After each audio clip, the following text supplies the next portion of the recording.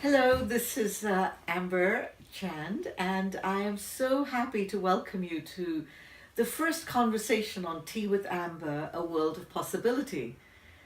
You know, as we go through these times of deep uncertainty and are finding our way, each of us is being asked to step more fully into what is showing up for us in terms of the work we are seeking to do, the person we are seeking to be, the gifts we're seeking to serve our world with. So, this is a very deep time, and there is tremendous amount of grief during this time as people are exploring releasing a part of an old story that no longer serves and trying to find their way. So, Tea with Amber World of Possibility is a place where we can explore this deeper conversation. And I'm very, very happy to be offering it with my first guest, a dear friend, a soul sister, an inspirational model to me in my life of what it means to take your creativity into the world.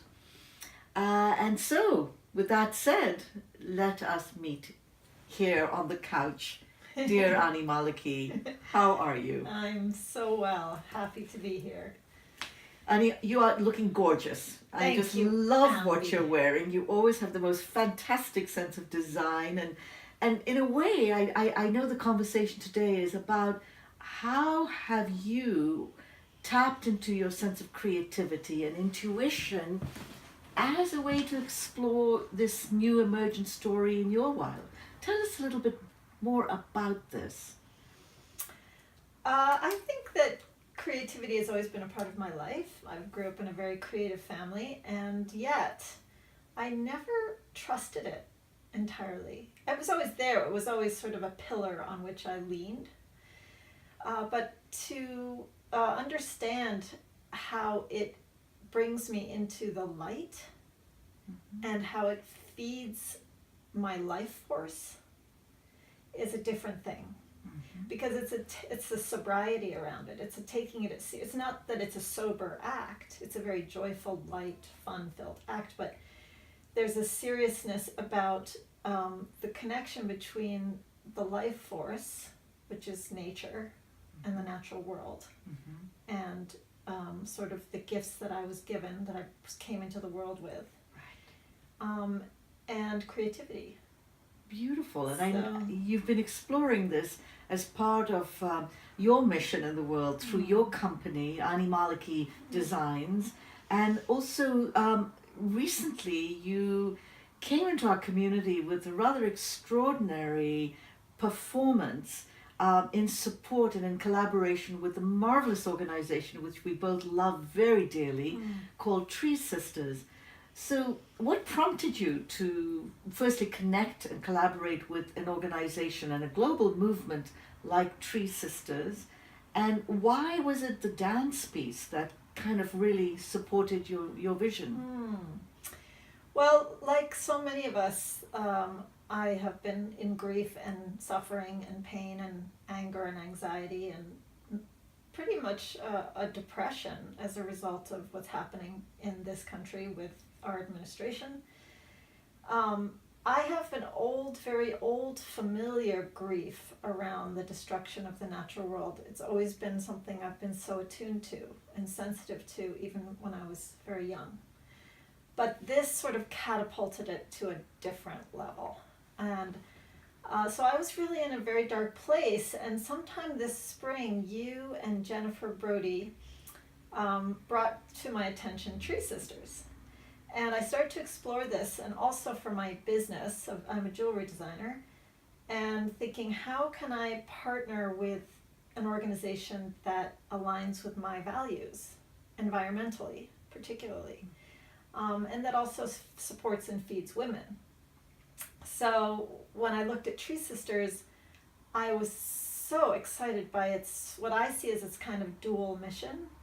One is very inward, and one is more outward, but they're integrated. So the inward is really looking at women's vital role at this particular moment on the planet, because it's feminism in its true form, what I see as its really contemporary form, which has nothing to do with men, or it's not exclusive of men, but it's really about the feminine energy, which is actually probably the most important energy we can really access right now and bring forward, because it's been so squashed and it is so vital to the restoration of the planet.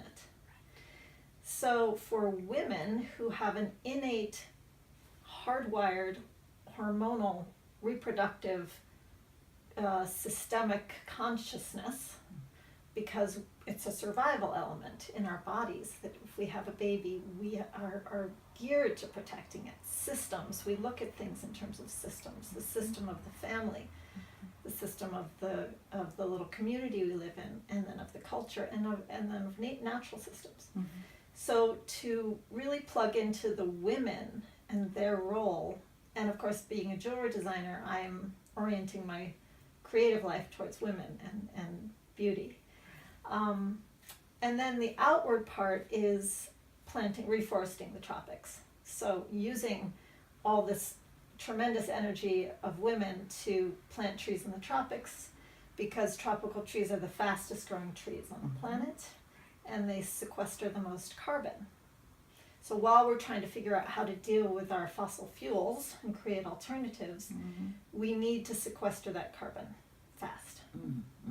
So I got very excited by TreeSisters. Yes. And then you had this idea of launching a grove. Right. Yes. I think when you speak about this inward and outward focus, I know in TreeSisters they talk about it as the in-breath and the out-breath, that this is a time when we are seeking to balance and find balance. But before we can find balance, we have to know who we are. So the sense that there is this deep feminine rising, this voice, this collective sense that without this feminine principle, we cannot really create a sustainable world. And that we have all been diminished by a patriarchal system that has become the shadow. And so I sense that TreeSisters upholds this beautiful vision that we're all knowing, we're feeling it, we're sensing it. And the place that you have kind of arrived at in your particular work is how to incorporate creativity, beauty. You're so much about beauty as part of this in-breath. It's beauty, creativity, and then trusting that intuitive courage. It's intuitive courage and fierce sense of expression, which I sense is what you brought to our community through the TreeSister Berkshire Grove that we launched last week. Yes. So, well, intuition is also, along with creativity, it's this, almost like this curtains opening for me, and I'm just looking at this force of intuition in a way I never have. And I feel that it's a when you look at the natural world and you look at how animals exist in their habitats, it's a recalibration moment to moment. It's a sensing. It's an awareness of their environment, an awareness of how interdependent every organism is upon every other organism. In order to do that, it's survival too, but in order to go into that sensing place, you have to be very in tune with something. Yes, right. And it's not in the mind. It's something, it's in the body, but it's in all the senses, the 5 senses, the many senses, and it's a spiritual alignment as well. So for me, I've just been sort of finally discovering this. And again, it's the life force. I know that I'm in it when I feel this sort of excitement and joy and energy. And you could call it a craving, because I get very impatient. I'm like, oh, when can we make this happen? But I don't identify it as the craving that is in our society. It's a different thing. It's really just, okay, I'm onto something here, and I'm going to trust it. Right. So it's the trust of the intuition that is as important as the intuition itself. Trusting the intuition as important as the intuition. Yeah. Beautiful, because I think this is sort of a new vocabulary we are exploring. Yes, it is. We're Yes. beginning to bring a sort of, we're sensing our way through this, and you're so right in this. Having come out of a thinking system where thinking your way into something, planning, controlling your way into something has been the way we have all learned to operate in this particular system. Now we're saying, wait a minute, what if I was to trust this sensing, this moving through, and what is it I'm sensing? I know that for me, whenever I'm feeling delight, when I feel joy, a sense of being at home in my life presence, Yes. I am sensing.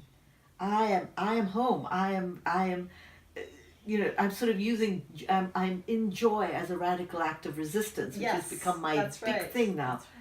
That's right. But sort of, so I think that this conversation we're radical having act. is Yes. an important way of saying, yes, this is radical. This is feminism as an in-breath. This is a deep sense of divining the beauty that is around us, and creativity and intuition have a massive role to play in the new story. Yes, they do. They Absolutely. do. Yes, I'm all fired up. No, it's wonderful. See, Yeah. there it is. Yeah. I feel that I've been given these opportunities to create these pieces. This particular dance piece was led by my intuition from start to finish. Tell us about that. Well, at the beginning, I think you said, oh, I can picture some dancers weaving in and out of the trees. And at first I thought, oh, there's a great, I know somebody who can do that. And I thought, why can't I do that? I can do that.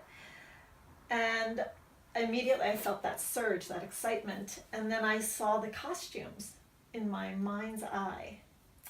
Because I saw sort of when I think of the TreeSisters and I think of the forest, I saw these costumes that sort of come from the native indigenous people. So there's a tribal native element. And if you look at designs of these fabrics, textiles, and architecture in the Incas, let's say the Mayans, in Africa and in Indonesia, you see these ancient and similar motifs. Mm-hmm. They couldn't have communicated with each other.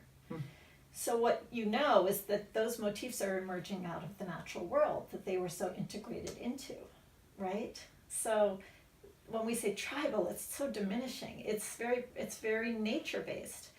And I also wanted to have a piece of it be sort of fashion, because I love fashion, and sort of bring in the modern fashion. So I had all these fabrics from Sumba, these women who made them on a backstrap loom, and other fabrics from Bali, women who made it on a traditional loom, the ikat. And they were all in my attic, so I thought, this is all intuitive. I just sort of saw them. And then I went up and I got them down and I put them all over my bed, and my sister came over, she helped me, she's a genius with some of the technical stuff. And I spent my summer sewing these costumes, which was not a labor at all. I suppose you saw labor of love, but it's meditative. Handwork is a very ancient feminine practice, and it's very anchoring, and it's very meditative and peaceful. And there's a little anecdote, which is that I originally saw 6 dancers, and so I got 6 pieces of tulle, which is this black fabric that's on tutus for ballerinas. Yeah. And I was in a boat up in northern Canada on our vacation, and one of these pieces of tulle blew out of the boat and into the lake. Uh-huh. And of course the first sort of old story thought is, oh no, I've lost my tool. I've lost my tool. And what am I going to do? Because I was in the remote wilderness. And then a bald eagle flew overhead, which my friend just reminded me of, because a bald eagle also flew overhead in the dance the other day. That's right. And I went back and I listened to Claire Dubois' voice, and she talked about how there's 5 choices that TreeSisters make. And I thought, well, why do I need a 6th one? A 6th piece of tulle? I've got 5. And And that's how there were 5 dancers. Ah, So that's intuition. I mean, it was just sort of this beautiful. natural flowing of events that I didn't fight. Beautiful. You Thank know? you so much for sharing that, because firstly, when we say, how do we trust our intuition?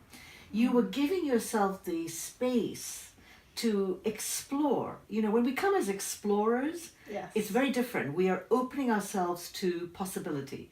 We're not coming in with, okay, this is the way I'm going to do my dance, this is how it's going to be, even though that is coming in.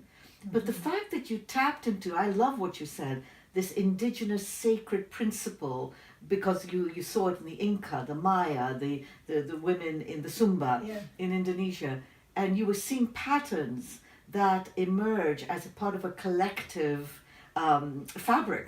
Nature-based. Nature-based.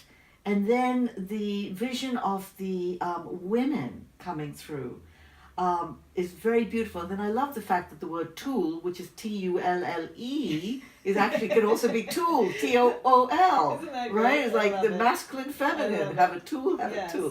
Very lovely.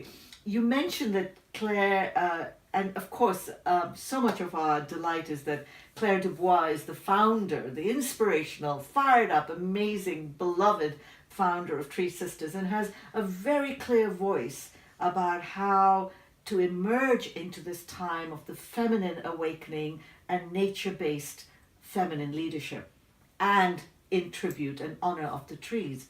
And her 5 cornerstones, let me just read them, because I think they're part of this conversation. Claire says a tree sister is a woman who makes 5 choices. First, to be considerate of life and understand her impact. 2, to be encouraging of her sisters. 3, to be intimate with nature in a way she feels is a part of herself. 4, to be responsible for its protection and upkeep. And 5, to be courageous with her gifts.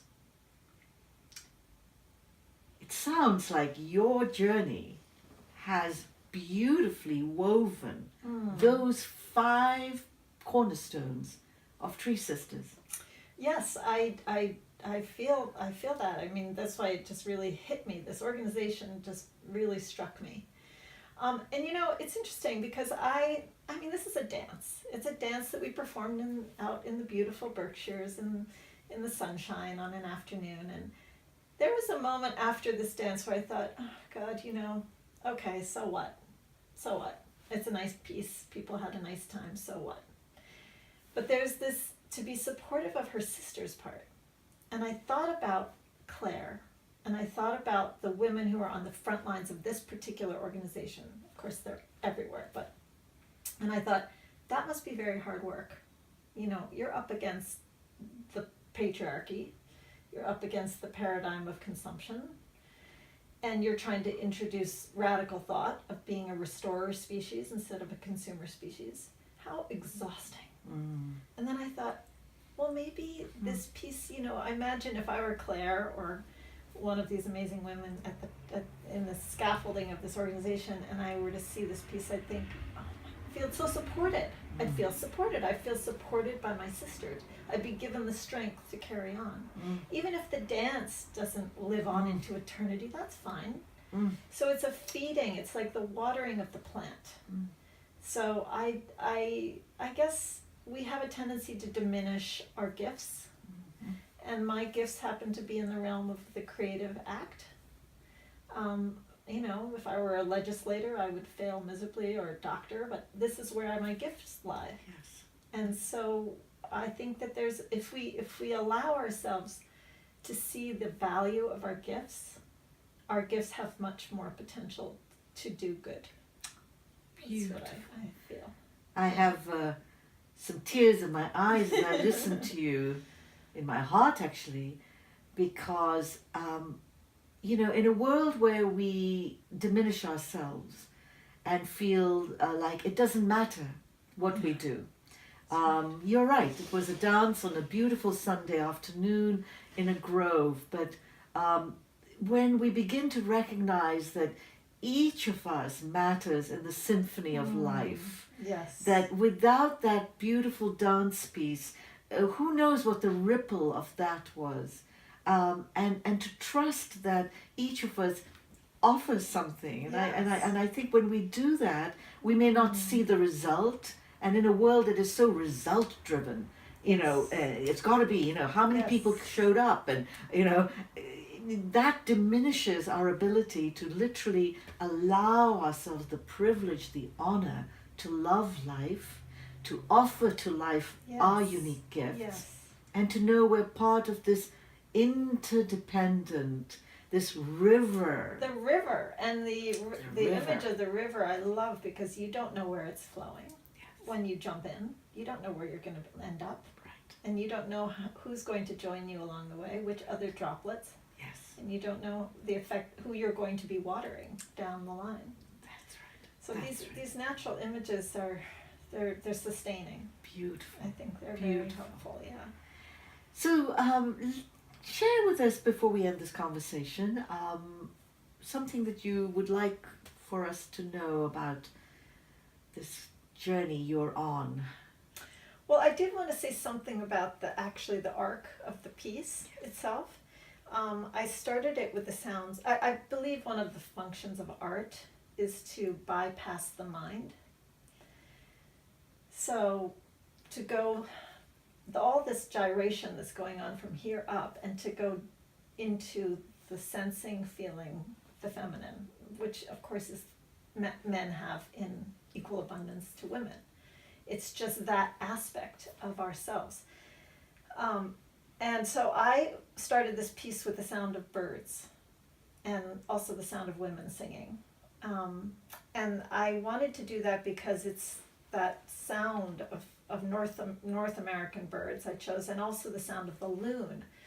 And the loon is a bird whose call and cry, because the loon has a call and a cry, both of them really speak to the grief that we're in. The sound of that particular bird. So I started it with the sound of birds, and then I overlaid the sound of a human breathing. Inhaling, I said, and that sound of inhaling, exhaling is really the trees inhaling the carbon dioxide, the toxins of human civilization. It's also the feeling of being breathed. And what does it mean to be breathed? Because we don't breathe intentionally, do we? We're being breathed. And there's an effortlessness to being breathed. And there's an effortfulness to breathing, if you're looking at it from a language point of view. Mm-hmm. Yes. So this the sound of the human breath, so it was sort of, can we expand ourselves to understand ourselves as integral to the natural world, as opposed to distinct. And then the second part of the piece was this sort of impressionistic part, where I would selected some of Claire's words like power, privilege, impact, momentum, so to kind of give an impression. And so hopefully, I don't know if I succeeded, but the arc of the piece was to bring people in through the senses, through the sound of birds, through this impressionistic. And then working with spoken word is very challenging with choreography.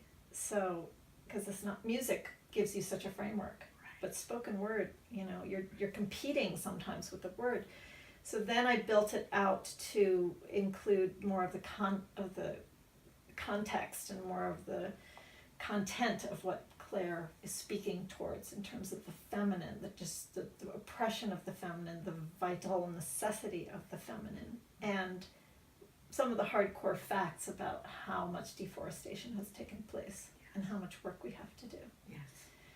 And that sort of came through the second half of the piece. So I don't know if it worked, but that was sort of my process. Intuitively, that was how I felt. How can I get to this really hard stuff that we're talking about here? It's not easy. It's not simple. It's very heavy. but there's so much beauty in it. And how can we surpass this mental do approach to see this piece of dance and have it open us up to want to give back, to want to offer the $10 a month to become a tree sister, or however it is that we become a restorer species on the planet. Yes. Oh, So. yes. Deeply grateful to firstly TreeSisters for Yes. inviting us into these kinds of experiences, and to just that sense that it's not just an organization, but it is a global movement, and it is vital, it's urgent. I mean, for me, when I think about how your piece was exquisite, because it was it when the heart smiles and the heart aches, okay, that is a moment when you are deeply touched by life. Yes. So when the women came out from behind the trees, when Claire's voice was sort of sprinkled in very consciously with the movements, when the trees themselves shaded the experience in the grove. I mean, all of those elements came together, and I know that the audience there was quietened. We were quietened. We were not thinking. We were simply experiencing something which was sacred.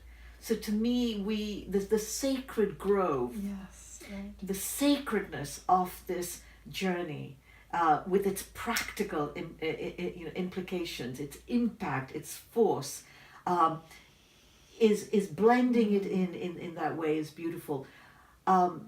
So, and I'm deeply grateful to you, Annie, for really showing up for yourself. At first thinking, well, it would be nice to have somebody come and do a dance piece, but you showed up and you stepped into it, and you didn't really know, with the support of my sisters, which we love, but really, it has been such an honor watching you, and you are an inspiration, and you're gifted as a choreographer, frankly, and so to see your gifts shine through that medium was a thrill for all of us who love you dearly. Oh, thank So you. where can we see? There will be a link to the Yes, dance piece, right? There will be. Okay, good. Yep. Okay, And that will be offered out, and good. and I also just thank you so much, Amber, for all that you have given me and the years that we've been friends. Very worked much together. so. And to the dancers and the singers and Yes. the other sisters involved, it's been such a wonderful support. Beautiful. I feel very lucky. So we honor creativity and intuition as pathways into the new story. Thank you so much for joining us Thank on you. this conversation. As I said, launching Tea with Amber, a world of possibility, with Anni Maliki from Anni Maliki. And you can actually connect with Anni, who is an amazing jewelry designer also, through her company, annimaliki.com. Take care, my friends. Thank you. Have a good day. Take a quiet walk with Mother Nature.